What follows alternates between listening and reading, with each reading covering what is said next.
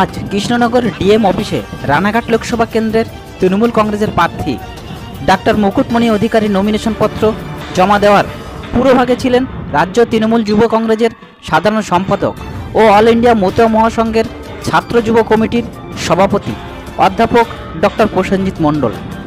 প্রার্থীর সাথে মতুয়া গোসাই দলপতিদের নিয়ে ডঙ্কা বাজিয়ে খুশিতে মেতে ওঠেন।